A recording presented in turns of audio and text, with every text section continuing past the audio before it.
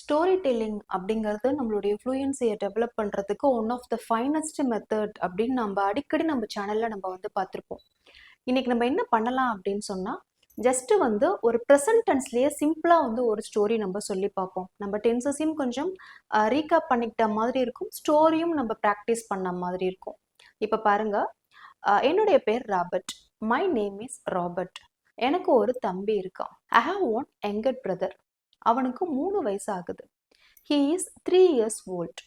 என்னுடைய அப்பா வந்து பேங்க்ல ஒர்க் பண்றாங்க. My father works in a bank. எங்க அம்மா வந்து ஒரு teacher. My mother is a teacher. அவங்க இங்கிலீஷ் சொல்லி கொடுக்குறாங்க.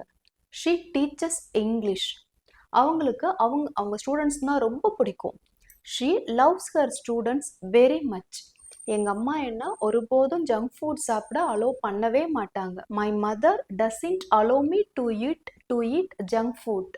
உங்க அம்மா அலோ பண்ணுவாங்களா? Does your mother allow you to eat junk food? இப்போ அப்படியே ஃபுல்லா சொல்லி பார்க்கலாமா? என் பேரு ராபர்ட். எனக்கு ஒரு தம்பி இருக்கான். அவனுக்கு 3 வயசு ஆகுது. எங்க அப்பா பேங்க்ல ஒர்க் பண்றாங்க. எங்க அம்மா ஒரு டீச்சர். அவங்க இங்கிலீஷ் டீச் பண்றாங்க. அவங்களுக்கு அவங்க ஸ்டூடெண்ட்ஸை ரொம்ப பிடிக்கும். எங்க அம்மா என்ன ஒருபோதும் ஜங்க் ஃபுட் சாப்பிட அலோ பண்ணவே மாட்டாங்க. உங்க அம்மா அலோ பண்ணுவாங்களா? இப்ப சேர்த்து சொல்லி பார்க்கலாமா? My name is Robert. I have one younger brother. He is 3 years old. My father works in a bank. My mother is a teacher. She teachers English. She loves her students very much.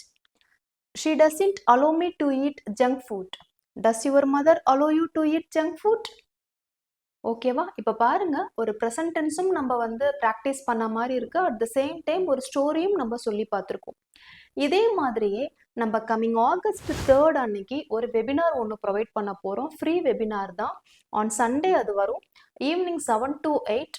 அந்த வெபினாரில் இதே மாதிரி எப்படி நம்ம stories எல்லாம் சொல்லி பார்க்குறது, அதே மாதிரியே இங்கிலீஷ் வந்து ஃப்ளூயண்ட்டாக பேசுறதுக்கு இன்னும் என்னென்னலாம் டிப்ஸ் இருக்கு, என்னென்னலாம் டெக்னிக்ஸ் இருக்கு அப்படிங்கிறத நான் உங்களுக்கு சொல்ல போறேன். நம்ம ஃப்ரீயாக நம்ம அன்னைக்கு நம்ம கம்யூனிகேட் பண்ணலாம்.